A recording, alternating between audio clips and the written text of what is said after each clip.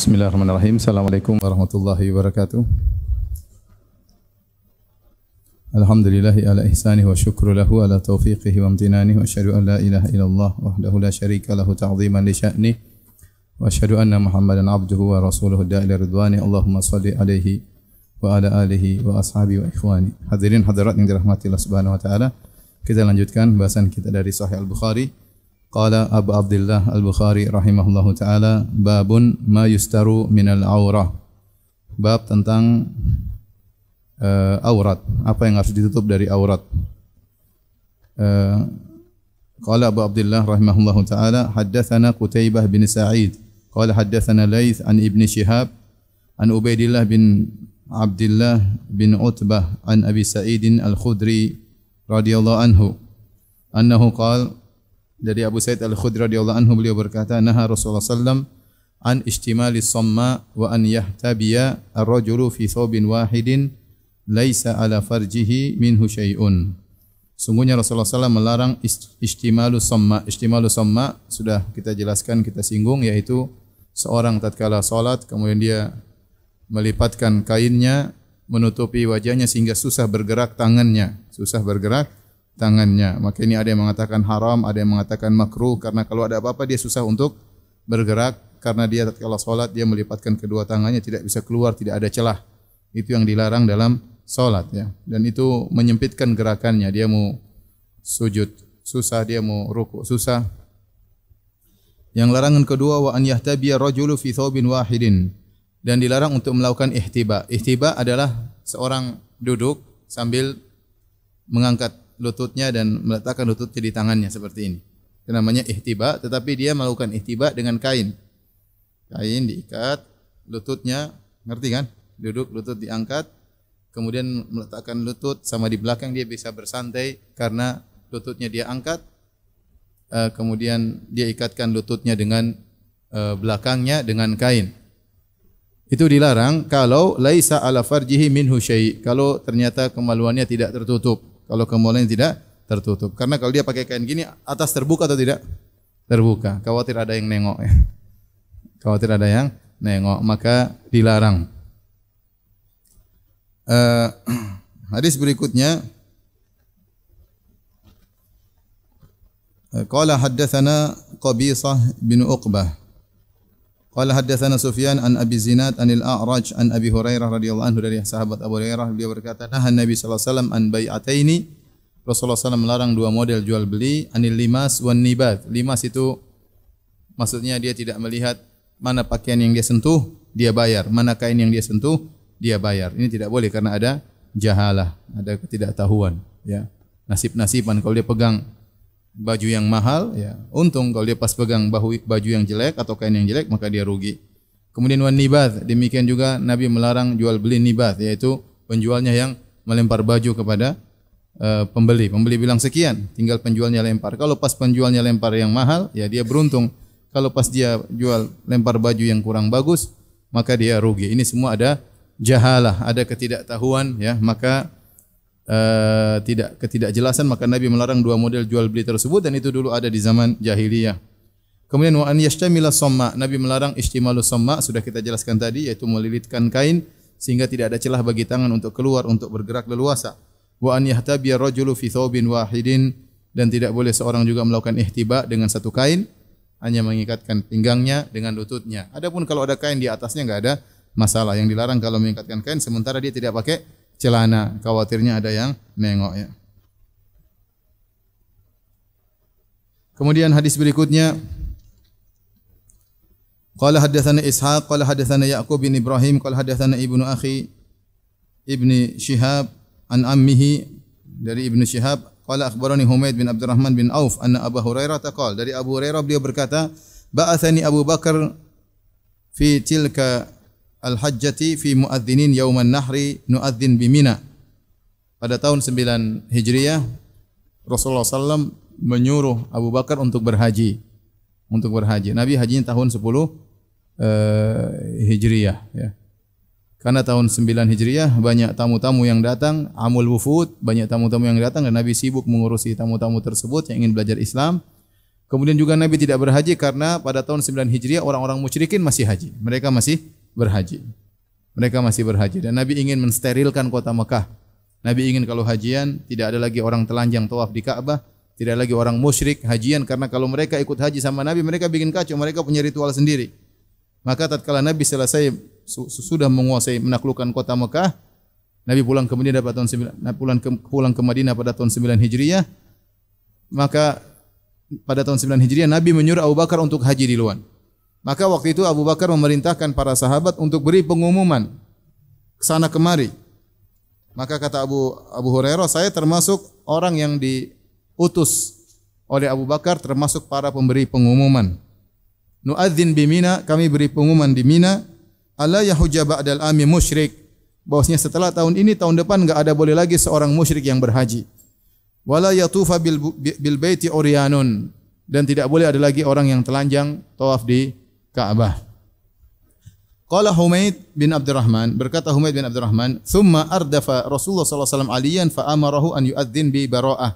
Setelah itu, setelah Nabi mengutus Abu Bakar waktu haji, Nabi mengirim juga Ali bin Abi Thalib setelah Abu Bakar untuk memberi pengumuman tentang bara'ah, tentang surat Taubah, tentang ayat bara'ah. Qala Abu Hurairah, fa'adzana ma'ana Aliyun fi ahli Mina yauman nahri.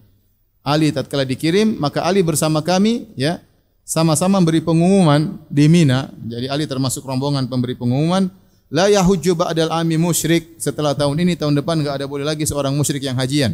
Wala yatufu bil baiti uryanun, dan tidak boleh lagi seorang tawaf di Ka'bah dalam kondisi telanjang. Ini sudah saya sampaikan bahwasanya orang-orang musyrikin dahulu mereka haji, mereka umrah, tapi mereka mencampur adukan ibadah mereka dengan kesyirikan, dengan kebid'ahan.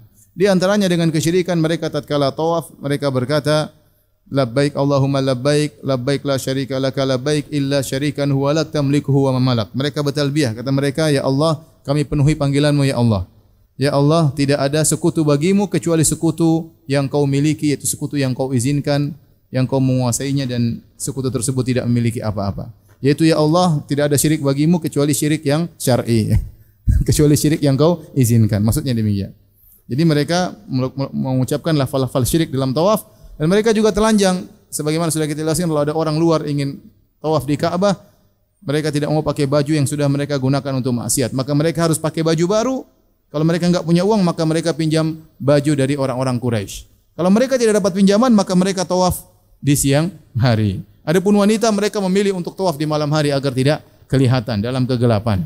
Ya, disebutkan ada seorang wanita yang cantik, ya, kemudian dia ingin menikah dengan seorang lelaki dari kaum Quraisy, maka orang-orang ngerjain dia. Mereka berkata kepada wanita ini, kau kalau ingin nikah sama si fulan, kau silakan tawaf tapi di siang hari. Akhirnya dia pun tawaf dengan malu-malu tanpa berbusana.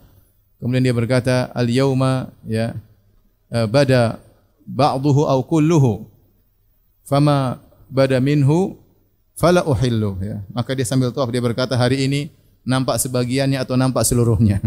Apa yang kelihatan tidak saya halalkan untuk dilihat, tapi orang pada ngelihat. Intinya setelah itu Rasulullah SAW memberi pengumuman melalui Abu Bakar dan Ali dan Abu Hurairah dan sahabat-sahabat yang lain, tidak boleh lagi ada yang tawaf telanjang karena itu kebiasaan orang-orang musyrikin. Maka turunlah firman Allah Subhanahu wa taala, khudhu zinatakum 'inda kulli masjid. Ya, ambillah perhiasan kalian, itu ambillah baju kalian tatkala kalian sedang beribadah, ya. Baik. Ini hadis tentang masalah aurat, bahwasanya tidak boleh seorang tawaf dalam kondisi tidak berpakaian, ya. Maka lebih utama tatkala salat, karena ibadah salat lebih agung daripada ibadah apa? Tawaf. Kalau tawaf dilarang tidak berpakaian, apalagi dalam kondisi salat, maka tidak boleh seorang salat dalam kondisi kelihatan auratnya. Baik. Kita lanjutkan. Nanti akan kita bahas tentang khilaf masalah aurat. Bab as-salat bi ghairi rida. Bab tentang salat tanpa menggunakan selendang, tidak pakai pakaian atas, hanya pakaian bawah. Ini sudah pernah kita sebutkan hadisnya. Qala haddatsana Abdul Aziz bin Abdullah. Imam Bukhari berkata, qala haddatsana Abdul Aziz bin Abdullah qala haddatsani Ibnu Abil Mawali an Muhammad ibn al-Munkadir qala dakhaltu ala Jabir bin Abdullah wa huwa yusalli fi thawbin multahifan bihi wa rida'uhu mawdu'un. Aku masuk menemui Jabir bin Abdullah radhiyallahu anhuma sementara beliau sedang salat dengan menggunakan satu kain yang beliau lilitkan pada tubuh beliau, sementara selendangnya beliau taruh, beliau tidak pakai. Falaman sarafa qulna, tatkala beliau selesai salat kami berkata, "Ya Aba Abdullah, tusalli wa rida'uka mawdu'un?"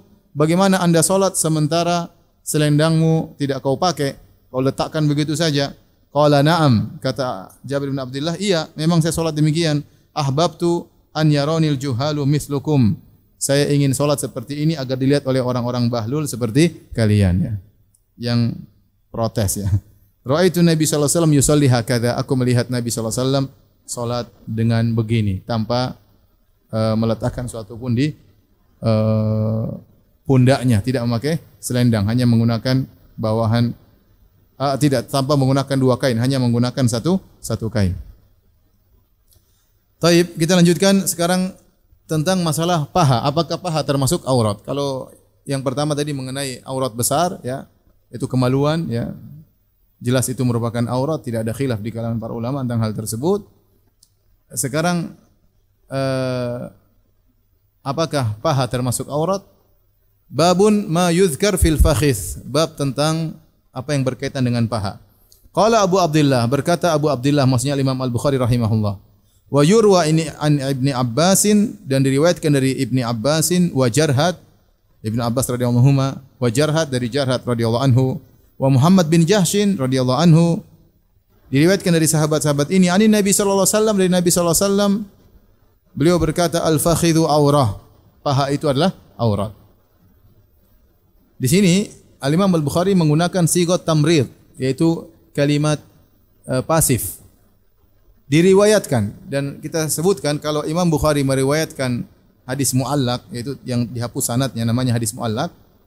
Saya ingatkan dalam Sahih Bukhari ada hadis muallaq, ada hadis yang musnad. Yang musnad itu yang haddatsana dari awal sampai akhir. Itu namanya hadis yang musnad. Yang itu memang merupakan inti daripada Sahih Bukhari. Namun Imam Bukhari sering menampilkan hadis-hadis, asar-asar dengan dipotong sanadnya. Tiba-tiba hanya disebutkan sebagian sanadnya atau dihapus semua sanadnya, cuma disebutkan ujungnya. Seperti dalam hadis ini. Ya, wa yurwa diriwayatkan dari Ibnu Abbas. Enggak ada dari fulan sampai Ibnu Abbas, enggak ada. Ini semua dihapus, tinggal Ibnu Abbas. Nah, ini namanya hadis muallaq. Hadis muallaq menurut penelitian Al-Hafidz Ibnu Hajar rahimahullah, kalau Imam Bukhari datangkan dengan sighah jazm, meriwayatkan ya, menceritakan misalnya, menyampaikan, ini maka sahih. Tapi kalau Imam Al-Bukhari meriwayatkan dengan kalimat pasif, diriwayatkan, dihikayatkan ya misalnya, maka ini perlu diteliti kembali. Terkadang hadisnya dhaif, terkadang hadisnya apa? Sahih. Dan ternyata hadis ini didhaifkan oleh Imam Al-Bukhari, kata Ibnu Hajar dalam Tarikhul Kabir. Imam Al-Bukhari menyebutkan hadis ini tentang al-fakhidhu aurah, paha itu aurat, didhaifkan oleh Imam Al-Bukhari. Namun banyak ulama yang mensahihkan karena banyak riwayat yang datang dari beberapa sahabat sehingga saling menguatkan sehingga disahihkan riwayat tersebut. Maka ini di antara hadis yang diperselisihkan oleh para ulama. Sahih atau tidak. Imam Bukhari mendhaifkan hadis ini. Dan Imam Bukhari makanya menyampaikan dengan sigat tamrid, dengan kalimat pasif, wa yurwa, dan diriwayatkan bahwasanya Nabi bersabda al-fakhidhu aurah, paha itu aurat. Wa qala Anasun, dan berkata Anas, ini contoh hadis muallaq juga, wa qala, bukan waqila ya, bukan waruya an Anas. Wa qala Anasun. Kalimat apa? Lawannya pasif apa? Aktif ya. Berkata Anas, hasaran Nabi sallallahu alaihi wasallam an fakhidhihi. Nabi sallallahu alaihi wasallam membuka pahanya.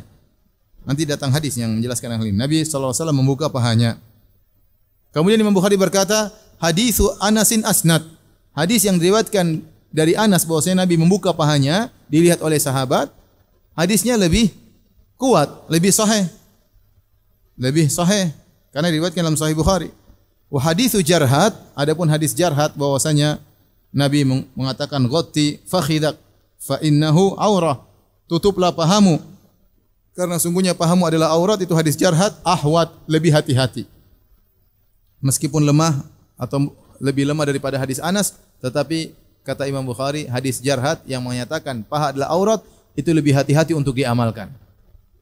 Hatta nakhruja min ikhtilafihim, agar kita keluar dari khilaf para ulama. Oleh karenanya ada ungkapan sebagian ulama khuruj minal khilaf, yakni yustahab, ya, dianjurkan untuk keluar daripada khilaf. Kalau ada pendapat, kita pilih pendapat yang tidak memasukkan kita dalam khilaf-khilaf, itu lebih afdal. Seperti ini, ya sudah, anggap saja paha aurat, kita amalkan hadis tersebut. Ya, sehingga tidak ada yang mengkritiki. Ya. Tapi kalau kita mengatakan hadis ini dhaif, tidak bisa diamalkan, yang aurat cuma sau'atan, cuma kubul dan dubur, ya sudah, paha bukan aurat. Tatkala kita buka paha pasti ada yang protes, itu aurat. Daripada kita masuk dalam kancah khilaf, mending kita anggap apa? Paha adalah apa? Aurat. Jadi maksud al-Imam Al-Bukhari. Wa qala Abu Musa Al-Asy'ari, berkata Abu Musa Al-Asy'ari radhiyallahu anhu, ghattan Nabi sallallahu alaihi wasallam rukbatahu hatta dakhala Utsman. Nabi sallallahu alaihi wasallam menutup lututnya sampai Utsman masuk. Ya. Isyarat Nabi tidak ingin lututnya dilihat oleh siapa? Utsman. Nanti akan disebut dalam riwayat yang lain paha. Nabi menutup pahanya tatkala Utsman masuk. Wa qala Zaid bin Thabit radhiyallahu anhu, berkata Zaid bin Thabit radhiyallahu anhu, anzalallahu ala rasulih, Rasulullah sallallahu alaihi wasallam diturunkan wahyu kepadanya, wa fakhidhuhu ala fakhidhi, dan pahanya Nabi berada di atas pahaku. Seakan-akan Al-Imam Al-Bukhari berkata, ini paha di atas paha, bisa jadi tidak pakai pembatas. Berarti pahanya Nabi menyentuh pahanya siapa? Zaid bin Thabit. Hukum asalnya tidak disebutkan pahanya di atas pahaku dan di antara paha kami ada selembar kain, tidak disebutkan. Maka ada kemungkinan dari hadis ini bahwasanya Nabi pahanya terbuka dan menempel pada paha Zaid bin Thabit, dan kita tahu aurat tidak boleh disentuh kalau tanpa pembatas. Ini Imam Bukhari membawakan ini seakan-akan menunjukkan paha bukan aurat. Fasaqulat alayya hatta khiftu an turadda fakhidhi. Maka waktu turun wahyu, Jibril datangkan wahyu, maka Nabi terasa berat. Nabi terasa berat. Sampai-sampai aku merasa pahaku mau patah gara-gara Nabi lagi turun wahyu sementara pahanya sedang berada di atas pahaku. Ya. Taib. Ini kaitannya tentang masalah apakah paha aurat atau bukan. Ya. Paha itu aurat atau bukan. Maka di awal riwayat, di awal bab, Al-Imam Al-Bukhari menyebutkan riwayat dari Muhammad bin Jahshin, kemudian juga dari Jarhad, ya, kemudian dari Ibnu Abbas radhiyallahu taala anhuma. Yang ini semua riwayat tentang bahwasanya paha adalah aurat, ya. Di antaranya dari Muhammad bin Jahshin, beliau berkata, marra Nabi wa ana sallallahu alaihi wasallam wa ana ma'ahu ala Ma'mar. Aku bersama Nabi sallallahu alaihi wasallam melewati seorang lelaki namanya Ma'mar. Wa fakhidahu makshufatani. Sementara Ma'mar kedua pahanya sedang tersingkap. Faqala, Nabi berkata, ya Ma'mar, ghatti alaika fakhidaika. Wahai Ma'mar, tutuplah kedua pahamu. Fa innal fakhidaini auratun. Sungguhnya dua paha adalah aurat. Adalah aurat. Ya. Ini di antara hadis yang menunjukkan bahwasanya paha adalah aurat. Tapi saya katakan tadi hadisnya diperselisihkan oleh para ulama. Adapun hadis Abu Musa Al-Asy'ari radhiyallahu taala anhu datang dalam dua konteks, ya. Yang pertama, anna Nabi sallallahu alaihi wasallam kana qa'idan fi makanin fihi ma'un qad inkashafa an rukbatayhi au rukbatahu au rukbatihi. Nabi sallallahu alaihi wasallam suatu hari sedang duduk di suatu tempat, di situ ada mata air atau ada sumur, ya. Dan Nabi tatkala sedang duduk, maka kedua lututnya tersingkap atau salah satu lututnya tersingkap. Falamma dakhala Utsman ghattaha. Tatkala Utsman masuk, maka Nabi pun menutup lututnya. Ya. Ini isyarat bahwasanya lutut bukan apa? Aurat, ya. Karena Nabi membukanya sebelumnya, waktu Utsman masuk baru Nabi tutup. Namun sebelumnya Nabi membiarkan lututnya terbuka. Dalam riwayat yang lain, dalam Sahih Muslim dari hadis Aisyah, kana Rasulullah sallallahu alaihi wasallam muttaji'an fi baiti, kata Aisyah, Nabi sallallahu alaihi wasallam sedang berbaring di rumahku, kashifan an fakhidaihi aw saqaihi. Maka Nabi sedang tersingkap kedua pahanya atau tersingkap kedua betisnya.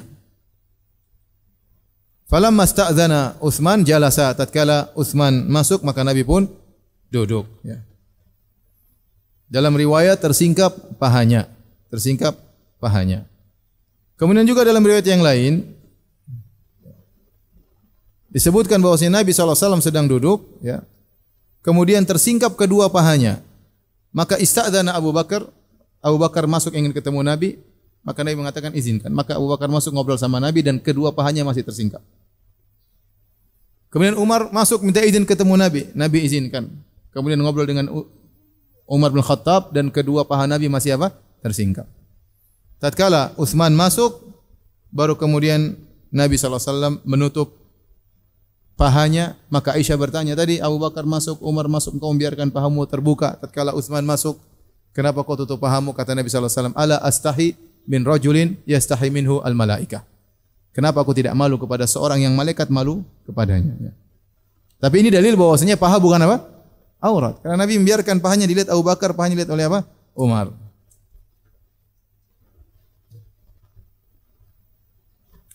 Taib.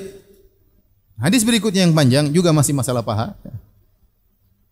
Imam Al-Bukhari berkata, qala haddatsana Ya'qub bin Ibrahim, qala haddatsana Ismail bin Ulayyah, qala haddatsana Abdul Aziz bin Suhaib an Anasin. Ini hadis Anas yang tadi disebutkan oleh Al-Imam Al-Bukhari di awal bab, bahwasanya Anas, hadis Anas yaitu Nabi membuka pahanya, dan hadis Anas lebih sahih daripada hadis Anas yang di mana paha Nabi dibuka, lebih sahih daripada hadisnya Jarhat yang Nabi suruh nutup paha. Dari Anas, anna Rasulullah SAW goza Khaybar. Rasulullah SAW memerangi kota Khaybar. Itu mulan orang Yahudi. Mereka kabur dari kota Madinah ke Khaybar, kemudian mereka cari masalah. Akhirnya Nabi perangi Khaybar. Fasalaina indaha salatal ghadati bi ghalas. Maka kami sampai di Khaybar, kami pun salat subuh di Khaybar tatkala masih remang-remang. Faraqiba Nabiyullah sallallahu alaihi wasallam, maka Nabi pun menaik tunggangannya. Wa raqiba Abu Talhata, dan Abu Talha suaminya Ummu Sulaim.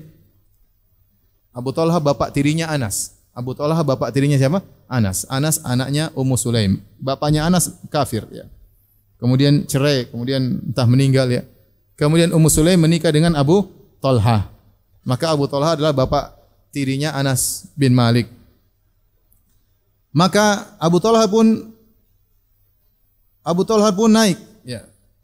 Wa raqiba Abu Talha wa ana radifu Abi Talha, dan aku pun dibonceng oleh Abu Talha. Fa ajra Nabiullah fi zuqaqi Khaybar. Maka Nabi SAW berjalan di lorong-lorong kota Khaybar. Wa inna rukbatayya latamassu fakhidan Nabiyillah sallallahu alaihi wasallam.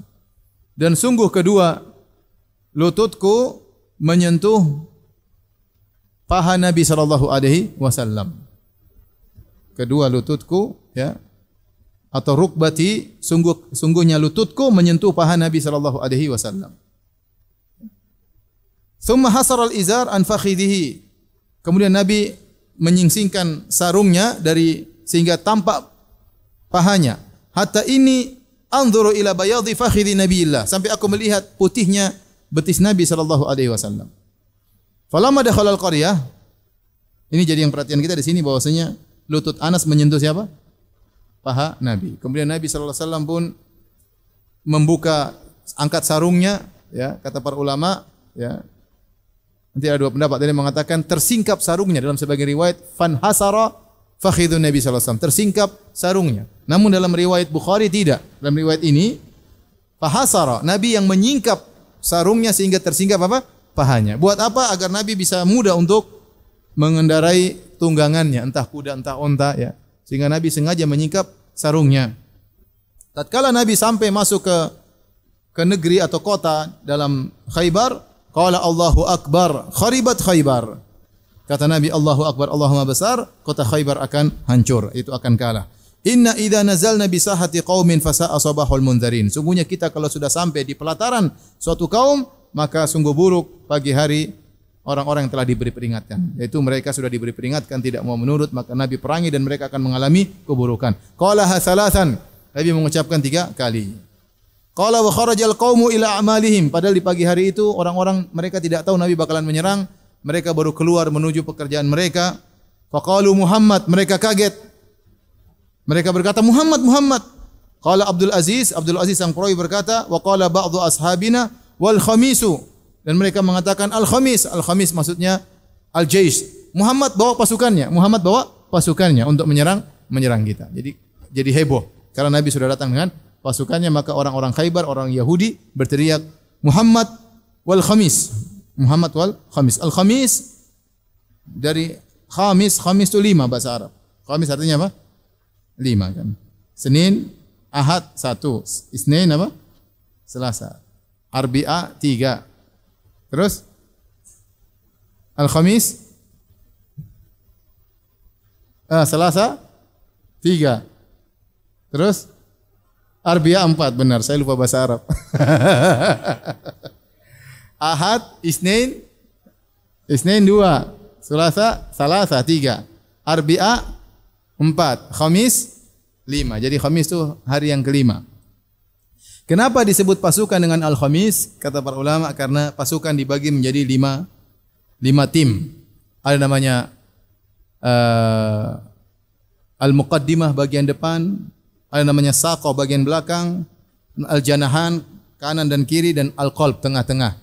Jadi pasukan biasanya seperti itu 5, maka mereka sebut pasukan dengan istilah 5. Karena 5 tim datang untuk menyerang. Ini secara bahasa. Qala fa asabnaha anwatan, maka kami pun berhasil menguasai Khaybar dengan paksa, bukan dengan perdamaian, tapi memang diserang. Fajumi as-sabyu, maka kemudian tawanan-tawanan dikumpulkan. Faja'a Dihyatu, datanglah Dihya al-Kalbi radhiyallahu anhu, faqala ya Nabi Allah, a'tini jariyatan minas sabi. Ya Rasulullah, berikanlah kepada aku budak wanita dari budak-budak yang kita tawan. Ghanimah, dia ingin minta budak wanita. Qala idhhab fakhudh jariyatan. Kata Nabi, pergilah engkau dan ambillah seorang budak wanita. Fa akhadha Safiyah bint Huyai. Ternyata yang dipilih oleh Dihya Safiyah binti Huyai. Ini budak yang cantik jelita ya. Dihya pintar milih ya. Dihya al-Kalbi radhiyallahu anhu mengambil Safiyah binti Huyai. Faja'a rajulun ila Nabi sallallahu alaihi wasallam, ada seorang datang kepada Nabi lapor. Faqala ya Nabi Allah, wahai Rasulullah, a'taita Dihyata Safiyah bint Huyai sayyidata Quraidah wan Nadhir. Ya Rasulullah, engkau telah memberikan kepada Dihyah Safiyah. Safiyah itu kalah dalam peperangan, ya. Kemudian ditawan oleh Nabi dalam tawanan tersebut. Kenapa Anda memberikan kepada Dihyah Safiyah binti Huyai, dan dia adalah putri atau wanita terhormat dari kalangan Bani Quraidah dan Bani Nadhir, yaitu wanita Yahudiyah yang mulia. Dan Safiyah dari keturunan Harun, Nabi Harun alaihissalam. La tasluhu illa laka, itu Safiyah tidak cocok kecuali untuk engkau wahai Rasulullah. Buat Dihya enggak cocok, buat Anda aja ya Rasulullah. Qala ud'uhu biha, panggil itu Dihya dan bawa itu Safiyah ke sini. Faja'a biha, maka datanglah Dihya bawa Safiyah. Falamma nadhara ilaiha Nabi sallallahu alaihi wasallam, waktu Nabi lihat Safiyah, Nabi tertarik. Ini manusia ya. Qala, maka Nabi berkata, khudh jariyatan minas sabi ghairaha. Ambil budak yang lain, kata Nabi sallallahu alaihi wasallam. Ambil budak yang lain.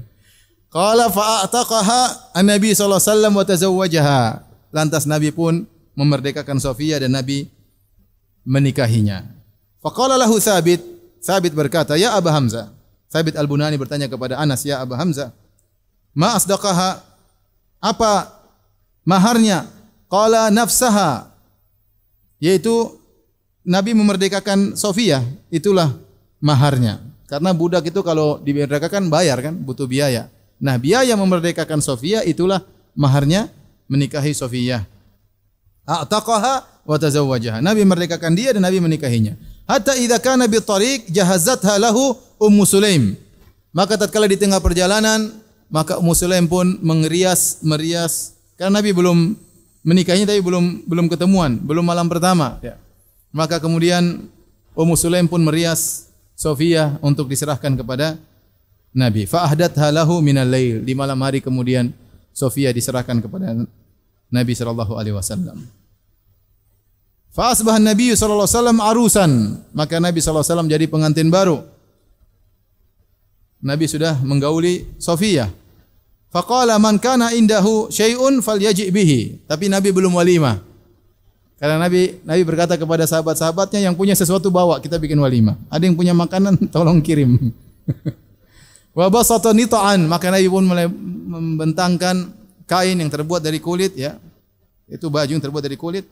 Maka sahabat-sahabat pun datang kumpulkan makanan untuk bikin walimah. Faja'ala rajulu yaji'u bitamar. Ada orang datang bawa korma. Wa ja'ala rajulu yaji'u bisaman. Ada yang datang bawa minyak saman. Qala wa ahsabuhu qad dzakara sawiq, dan ada yang datang bawa sawiq. Sawiq itu makanan campuran antara korma dengan dakik dengan tepung. Qala fahasu haisan, dan mereka pun bikin hais. Hais itu tadi korma dicampur tepung, dicampur minyak saman, namanya hais. Ini dulu makanan favorit kalau kita buka puasa di Madinah. Ya. Pertama saya datang ke Madinah, saya lihat makanan enak, namanya hais. Ya. Itu campuran antara korma dengan dakik, dengan tepung, dengan minyak. Itu paling favorit kalau buka puasa. Tapi sekarang dilarang ya. Ya. Karena kalau dia tumpah dari tempatnya, nempel di karpet susah dibersihkan. Akhirnya pihak Masjid Nabawi sekarang melarang memasukkan hais dalam Masjid Nabawi. Dahulu antum kalau ke sana bisa makan setiap buka puasa Senin atau Kamis. Fakanat walimata Rasulillah sallallahu alaihi wasallam. Inilah walimahnya Rasulullah sallallahu alaihi wasallam. Terkadang walimah Nabi cuma sangat apa? Sederhana, ya. Baik. Kenapa Nabi sallallahu alaihi wasallam mengambil Sofiyah dari Dihya? Maka para ulama menjelaskan, ada yang mengatakan bahwasanya maksud Nabi, ambillah waktu dia minta izin, Rasulullah boleh saya ngambil budak. Maksudnya Nabi mengatakan, ini ambil, tapi yang budak-budak biasa. Jangan mengambil yang istimewa. Ternyata dia ambil yang istimewa. Kalau dia ambil istimewa, Nabi takut yang lain cemburu. Ya, salah siapa suruh terlambat. Yang lain khawatirnya apa? Cemburu. Maka Nabi ingin menjaga perasaan di antara para sahabat, maka itu buat Nabi, yang lain biar sama rata. Karena Sofia apa? Spesial. Ya. Tapi kemudian Nabi memberikan kepada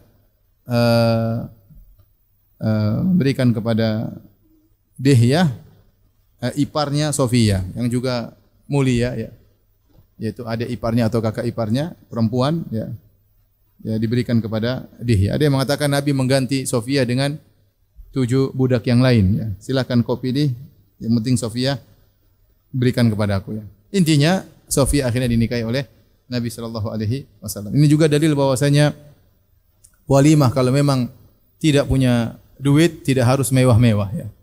Daripada berutang sana berutang sini, akhirnya setelah menikah malam pertama mikirin utang, ya. Ya, yang sederhana yang ada lihat Nabi sallallahu alaihi wasallam walimah terkadang dengan kambing, terkadang dengan yang mewah, terkadang cuma dengan makanan sederhana, ya. Kemudian juga ini dalil bahwasanya boleh walimah setelah dukhul, setelah menggauli wanita, walimahnya belakangan boleh. Tidak mesti harus walimah dulu baru apa? Menggauli. Karena Nabi sallallahu alaihi wasallam menggauli Sofia dahulu, baru kemudian walimah belakangan. Makanya sebenarnya berpendapat ada yang mengatakan walimah itu setelah menggauli, bukan persiapan menggauli, tapi setelah menggauli baru bikin walimah. Namun pendapat yang benar sebelum atau sesudah tidak jadi masalah. Yang penting setelah nikah. Yang menjadi perhatian kita di sini bahwasanya Rasulullah sallallahu alaihi wasallam membuka pahanya. Rasulullah SAW membuka pahanya. Baik, hadirin yang dirahmati Allah Subhanahu wa taala, kita akan membahas tentang masalah aurat.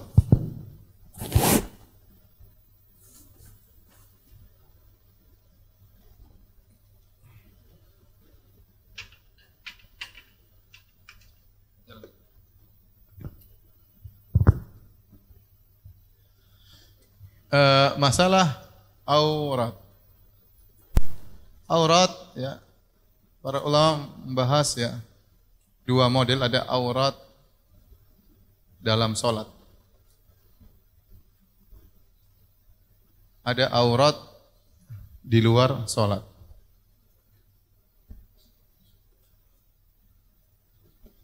Aurat di luar sholat, ya, ada 3 kondisi. Yang pertama, jika dia bersama yang lain, jika dia bersama yang lain, orang lain maksudnya.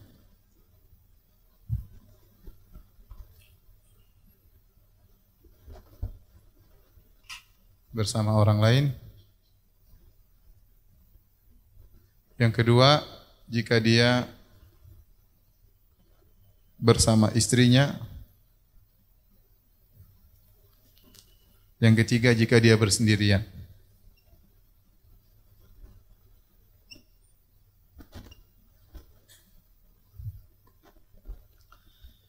Nah,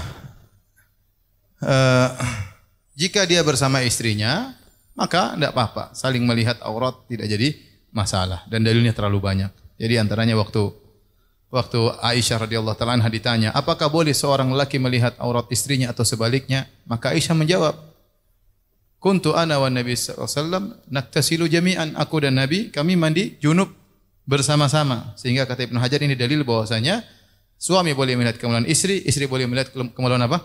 Suami. Maka jika bersama istrinya boleh saling melihat. Yang jomblo mohon maaf ya. Jika dia bersama orang lain, maka auratnya harus ditutup. Harus ditutup.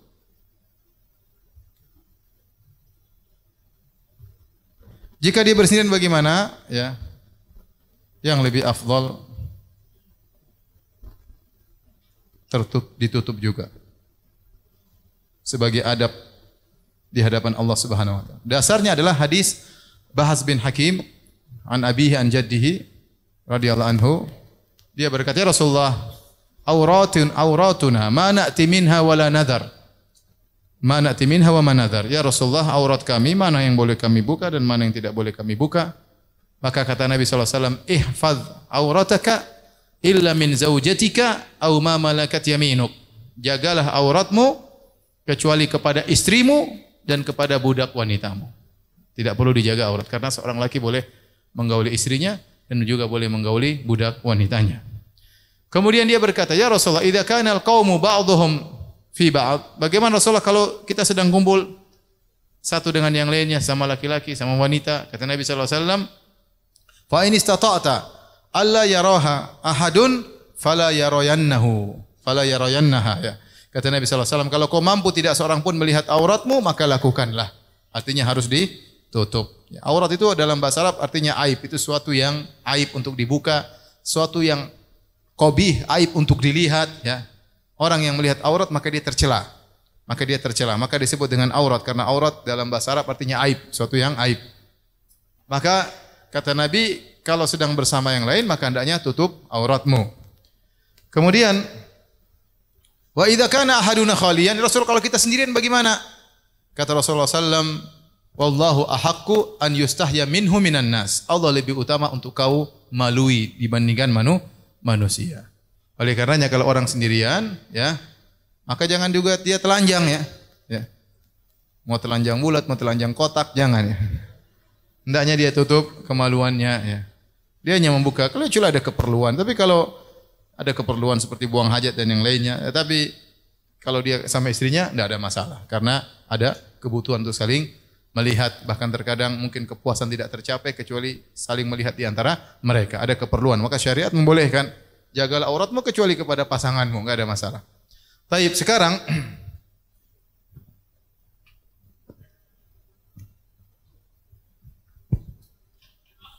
batasan aurat ini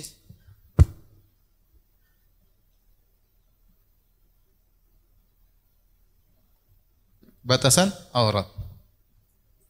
Kita bicara tentang batasan aurat.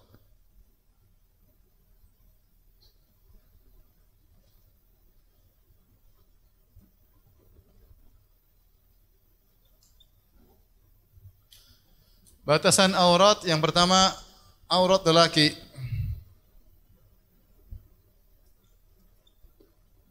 Adapun aurat lelaki, ya, maka ada beberapa pendapat di kalangan para ulama, ada khilaf, ya, khilaf. Ada yang mengatakan aurat cuma as-sau'atan, yaitu kubul dan dubur saja. Ini satu riwayat dari mazhab Malikiyah. Kemudian ada yang mengatakan aurat adalah dari antara, bukan dari, antara pusar sampai lutut.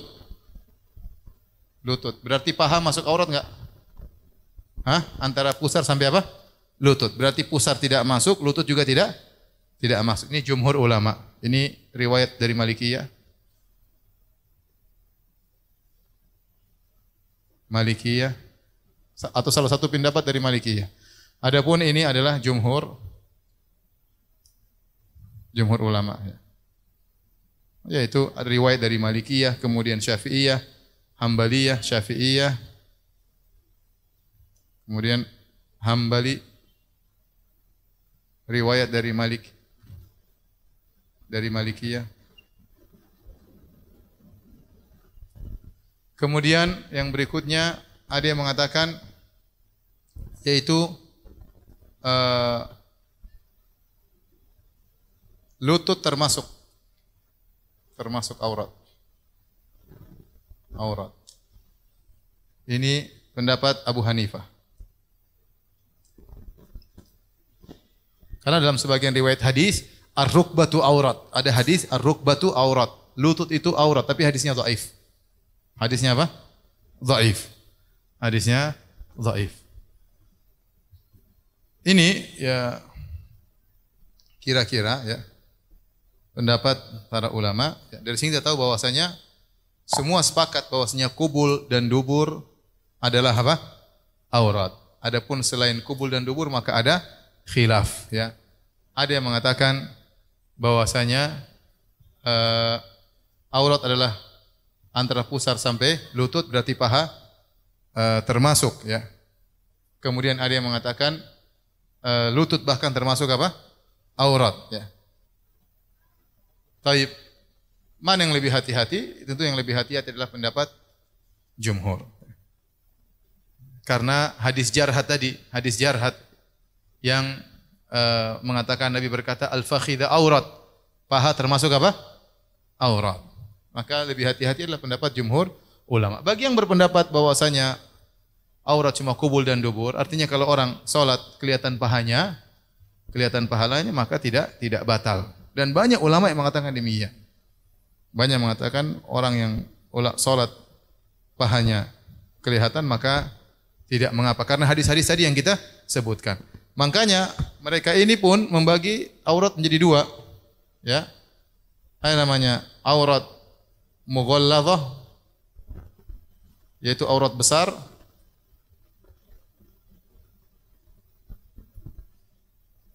Kemudian ada aurat mukhaffafah. Aurat mukhaffafah. Aurat ringan. Aurat besar maksudnya apa? Kubul dan dubur, kemaluan dan dubur. Adapun aurat ringan selainnya seperti paha, kemudian apa? Pantat, bokong, itu semua termasuk aurat yang ringan. Makanya dalam masalah jika seorang salat kemudian terbuka aurat yang ringan batal atau tidak, masalah khilaf di kalangan para ulama. Karena berdasarkan khilaf dalam masalah ini. Paham sampai sini? Namun kita bilang yang hati-hati ya paha sebaiknya ditutup. Tapi kalau ada yang membuka pahanya tidak bisa kita ingkari karena ini memang masalah apa? Khilaf, karena hadis-hadis menunjukkan Nabi terbuka pahanya, Nabi membuka pahanya. Ya. Sebagian jumhur mengatakan itu kemungkinan kekhususan Nabi sallallahu alaihi wasallam. Buktinya Nabi berkata, paha adalah aurat. Kemudian aurat wanita.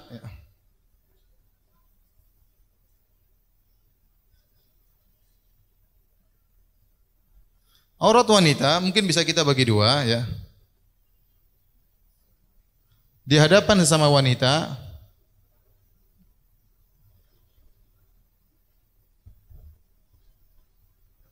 ya.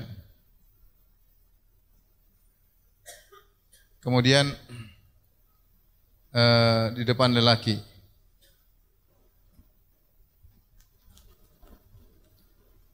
Pendapat yang benar bahwasanya aurat wanita kalau sesama wanita maka sama seperti masalah aurat lelaki. Sama seperti aurat lelaki. Bahwasanya wanita itu auratnya di hadapan wanita yang lain adalah pusar sampai apa? Lutut. Ya. Ini sama seperti aurat lelaki. Lelaki yaitu antara pusar sampai lutut. Khilafnya sama dengan khilaf yang di atas. Khilafnya sama dengan khilaf yang di atas. Artinya apa? Kalau ibu-ibu ketemu ibu-ibu, boleh misalnya kelihatan dadanya, ya. Dia misalnya harus menyusui anaknya, dia keluarkan buah dadanya untuk menyusui anaknya, enggak ada masalah, ya. Artinya terlihat, ya. Tapi kalau paha hendaknya dia tutup. Pahanya hendaknya dia tutup. Karena tidak boleh dilihat oleh wanita yang lain. Bukan berarti bahwasanya kalau perempuan ketemu perempuan cuma pakai sarung pusar sampai lutut, di atas kebuka, enggak. Maksudnya tetap seorang beradab, ya. Ketemu wanita dan wanita beradab, tetapi kalau ada keperluan harus kelihatan bagian dadanya, maka tidak ada masalah karena itu bukan aurat di antara wanita. Kecuali ditakutkan fitnah. Wanita ini ternyata ada kelainan, misalnya ada lesbian yang lainnya, maka itu lain cerita. Tapi kalau dalam kondisi normal, bahwasanya bagian atas ini bukan aurat. Demikian juga betis, ya, di lutut dan di bawah, maka ini juga bukan aurat. Oleh karenanya saya ingatkan kepada ibu-ibu, terkadang mereka menggampang-gampangkan duduk di antara ibu-ibu, kemudian pahanya kelihatan, tidak boleh. Ya, paha tetap ditutup sebagaimana pendapat jumhur ulama. Tetapi kalau wanita di hadapan lelaki, maka para ulama sepakat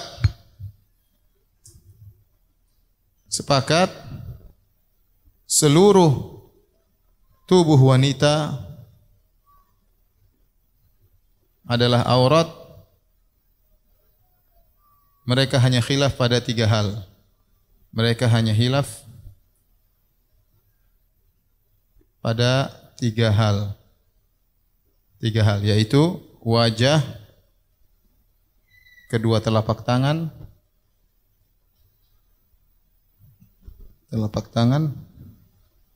dan kedua kaki.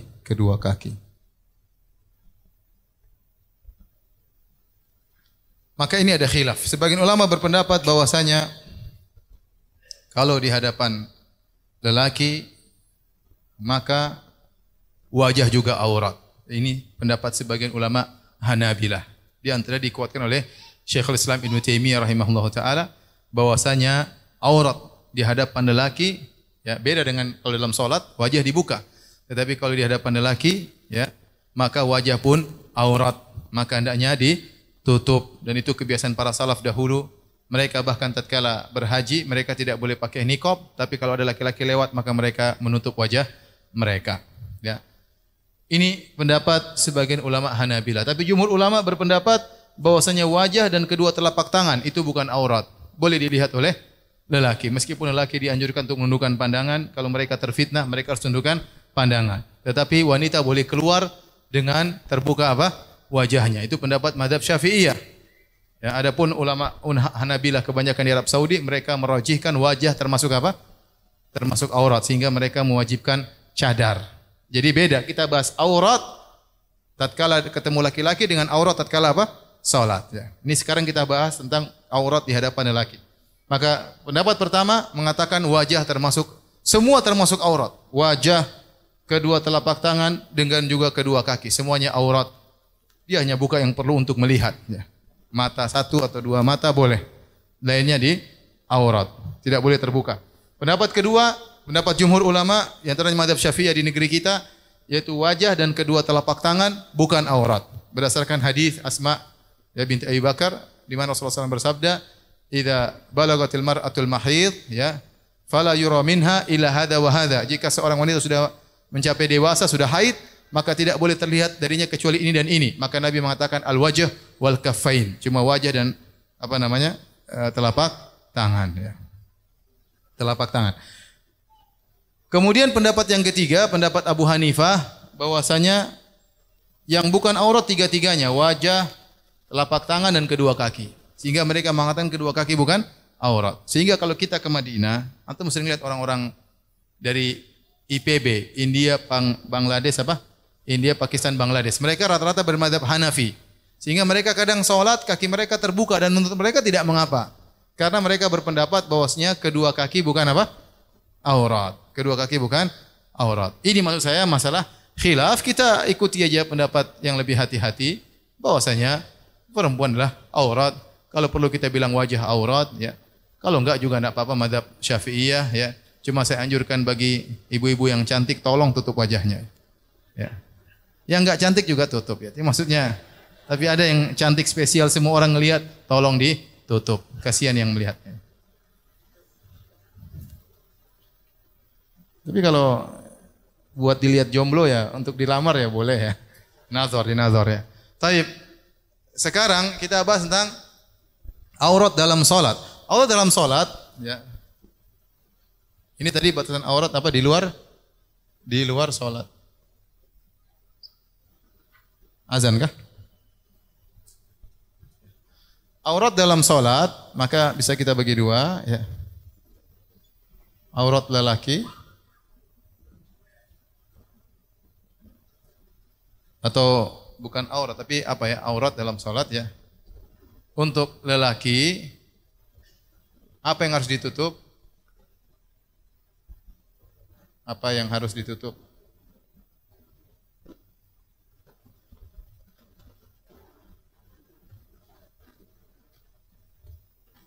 Maka yang rajih adalah kembali kepada khilaf di atas, ya.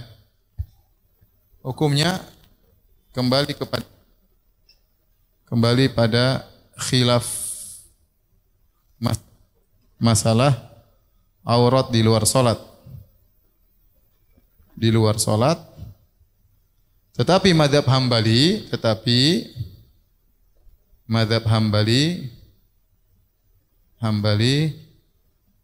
mewajibkan menutup dua pundak, menutup kedua apa? Pundak. Dan ini yang kita sebutkan pendapat yang dirojihkan oleh Al-Imam Al-Bukhari. Bahwasanya kalau seorang memiliki kemampuan untuk menutup dua pundaknya, maka hendaknya dia menutup kedua pundaknya tatkala sedang salat. Nah, kalau ternyata dia punya kain untuk menutup dua pundaknya, tapi dia tidak menutup pundak, hanya pakai sarungan saja. Kemudian dia salat padahal tidak pakai, padahal bajunya ada, selendangnya ada, ya. Ya, kalau tadi sahabat dia pakai kain satu tapi dia lipatkan ke atas supaya menutup apa? Kedua pundak. Ini sengaja dia pakai sarungan aja, atasan terbuka. Bagaimana hukumnya? Maka khilaf, ya. Jumhur ulama mengatakan tetap sah karena ini tidak ditutup, tidak mengapa karena ini bukan aurat. Karena ini bukan apa? Aurat. Tetapi mazhab Hambali mengatakan wajib ditutup. Wajib ditutup ini dua. Kalau tidak ditutup dengan sengaja, maka dua pendapat. Ada yang mengatakan dia berdosa dan salatnya sah. Sebagian mazhab Hambali mengatakan salatnya tidak sah. Salatnya tidak sah. Dan ini disebut dengan mufradat al-Hambali. Mazhab al-Hambali yaitu pendapat yang Imam Ahmad bersendirian menyelisihi tiga imam yang lainnya. Dan saya lebih condong kepada mazhab Hambali karena dalil yang ada. Bahwasanya wajib untuk menutup apa? Dua pundak tatkala salat, ya. Jika memang ada baju, kalau nggak ada baju ya terpaksa bagian bawah saja nggak ada masalah. Tapi kalau ada kemampuan menutup atas maka harus menutup bagian atas, ya. Taib azan dulu baru kita lanjutkan sebentar.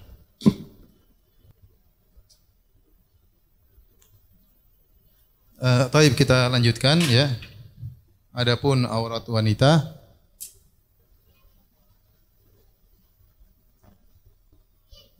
maka ketika sholat harus tertutup semuanya.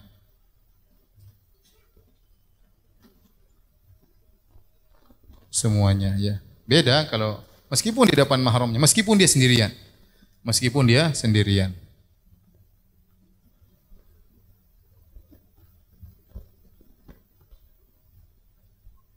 Kecuali wajah dan kedua telapak tangan. Wajah dan kedua telapak tangan ini dibuka, ya. Bahkan wajah tidak boleh ditutup. Wajah tidak boleh ditutup tatkala sedang salat. Menurut mazhab Hambali, wajah tidak boleh ditutup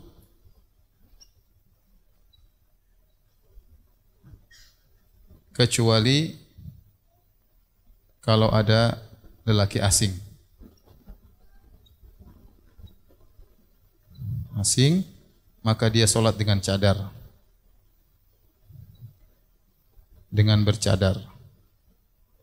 Ini pendapat mazhab Hambali. Karena mereka menganggap wajah adalah apa? Aurat. Di luar solat wajah adalah apa? Aurat. Makanya kalau mereka solat, seorang wanita solat di hadapan para laki lain, maka dia tutup apa?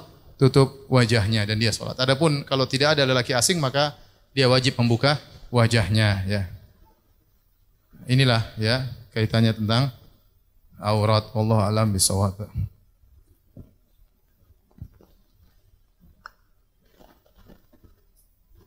Taib, kita buka tanya jawab. Pertanyaan pertama tentang derita jomblo ya. Ustaz, insyaallah di bulan ini anak akan menikah, alhamdulillah. Tapi orang tua dari keluarga akhwat meyakini ada hari baik dan ada hari buruk. Dari situ mereka mencocokkan tanggal lahir anak dan keluarga menurut perhitungannya. Sedangkan pihak keluarga anak sudah menjelaskan bahwa semua hari itu baik. Tanggal pernikahan pihak akhwat yang menentukan. Apakah saya berdosa Ustaz jika mengikuti penanggalan pihak akhwat? Tidak berdosa. Antum sudah sampaikan yang berdosa orang tua mereka yang meyakini, calon mertua, bapak mertua yang meyakini hal tersebut, dia yang berdosa. Adapun antum tinggal nikah aja, jangan tunda-tunda lagi. Ya.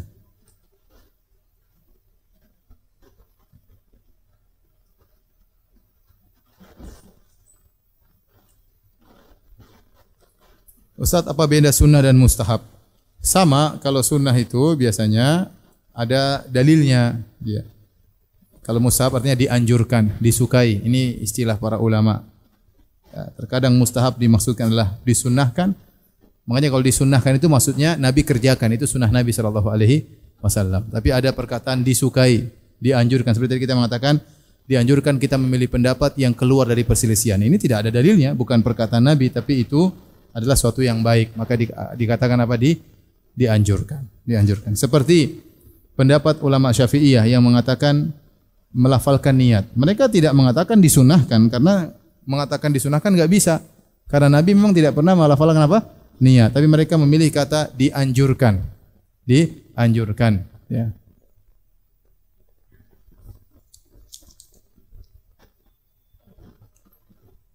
Apakah sah solat di belakang imam yang kita ketahui dia pemabuk? Karena yang saya tahu solat amalan seorang mabuk tidak diterima selama 40 hari.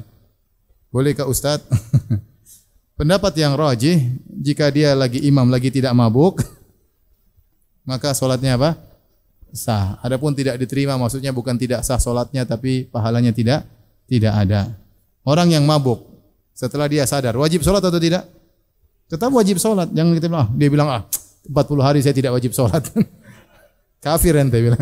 Enggak, dia tidak tetap wajib solat, tetapi yang tidak diterima apanya? Pahalanya. Tapi solatnya sah. Tapi berusaha kalau kita tahu imamnya tukang mabuk, cari imam yang lain. Jangan berimam kepada orang yang tukang teler.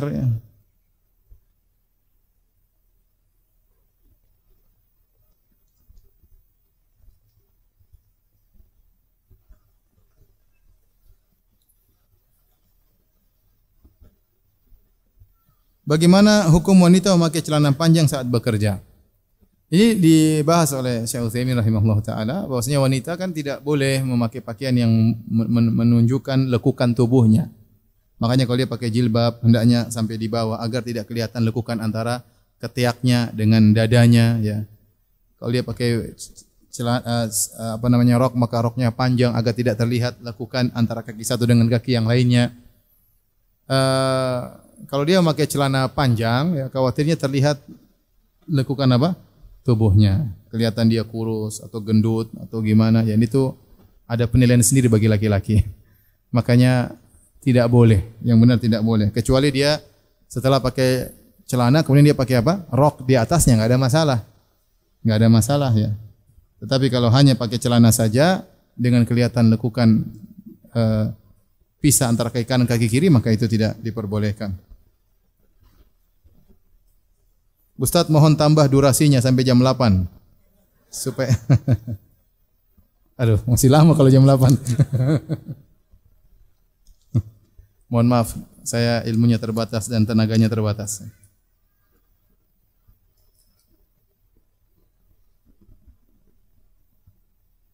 Saya sudah puluhan kali mengikuti taklim di Masjid Asra, tetapi ketika azan tidak pernah mendengar ikhwan menjawab azan. Bagaimana mengamalkan hadis di atas?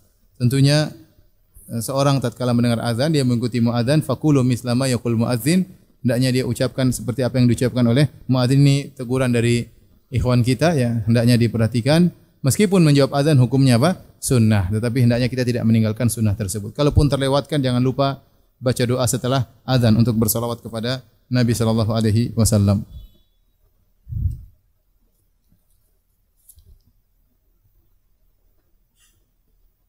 Ustaz, aurat dalam salat saya kadang salat di belakang orang yang terbuka auratnya ya. Terlihat belahan pantatnya. Waduh. Karena mungkin pakai jeans tidak pakai alat ikat pinggang, berbentuk celengan atau telepon koin. Apa maksudnya ini? Ini maksudnya apa? Apakah solatnya sah dan terbuka aurat seperti itu? Tadi sudah kita bahas. Belahan pantat itu aurat besar atau aurat ringan? Enggak, aurat ringan. Dubur yang aurat besar. Kubul dan dubur. Kubulan apa? Dubur. Adapun pantat ya itu setengah-setengah. Tapi intinya dimasukkan dalam aurat yang mukhaffafah. Maka orang mengatakan kalau terlihat aurat yang ringan kemudian dalam waktu yang lama tidak membatalkan apa? Salat. Tetapi hendaknya kita tegur aja. Ada yang mengatakan terlihat sedikit pun batal. Ini masalah khilaf memang. Masalah khilaf di kalangan para ulama. Tapi tidak apa kita tegur dia ya. Bilang mohon maaf Mas itu mengganggu pemandangan. Mungkin dia enggak sadar, kasih tahu ya. Kasih tahu sama dia. Siapa tahu dia tidak tahu, kita kasih nasihat baik-baik. Apakah aurat wanita berlaku sama antara di hadapan wanita muslim dan wanita kafir? Ada khilaf di kalangan para ulama. Firman Allah au nisaihin ya. Atau wanita-wanita mereka wanita-wanita kaum muslim ya au nisa ya nisaihim dalam Al-Qur'an ya. Ayatnya gimana? Nisaihim atau nisaihin? Intinya wanita-wanita di antara mereka ini ada khilaf, ada yang memahami mafhum mukhalafah dari ayat ini ya. Sehingga mereka mengatakan wanita muslimah di hadapan wanita kafir sama seperti di hadapan lelaki. Sama seperti di hadapan laki. Oleh karenanya tidak boleh seorang wanita membuka betisnya di hadapan perempuan kafirah. Tidak boleh. Apa namanya? Sebentar.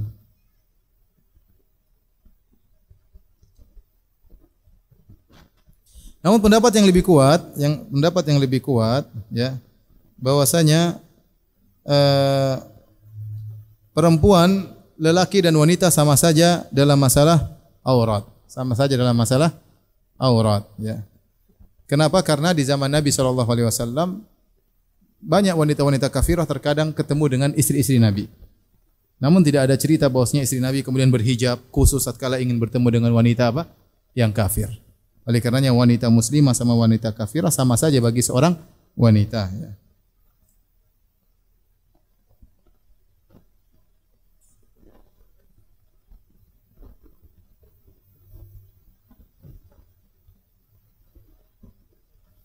Dalam surat An-Nur ayat 31 kata Allah Subhanahu wa taala au nisaihin. Jadi boleh terbuka menampakkan tidak pakai jilbab di hadapan wanita-wanita mereka. Tadi saya bilang inilah yang wanita-wanita mereka ada yang mengatakan boleh membuka jilbab di hadapan wanita-wanita muslimah. Sehingga sebagian ulama mengambil mafhum mukhalafah, mereka mengatakan kalau begitu wanita kafir tidak boleh seorang wanita muslimah buka jilbab di hadapannya. Namun yang benar saya katakan tidak ada bedanya wanita muslimah dengan wanita apa? Kafir, dan ini pendapat yang dirojikan oleh Syekh bin Baz rahimahullahu taala.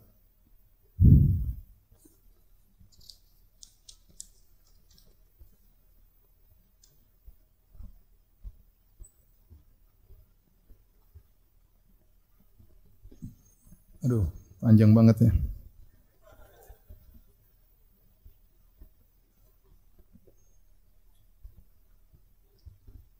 Taib, ini ada pertanyaan-pertanyaan penting tapi sampai sini saja lah ya. Kalau antum penting banget, antum ketemu ustadznya ya. Ini berkaitan dengan masalah-masalah penting. Berusaha ketemu ustadznya, tanya langsung ya. Saya atau yang lainnya ya. Demikian saja, mohon maaf atas keterbatasan ilmu dan waktu. Semoga Allah mengampuni dosa-dosa kita. Subhanakallah bihamdik asyhadu an la ilaha illa anta astaghfiruka wa atubu ilaik. Assalamualaikum warahmatullahi wabarakatuh.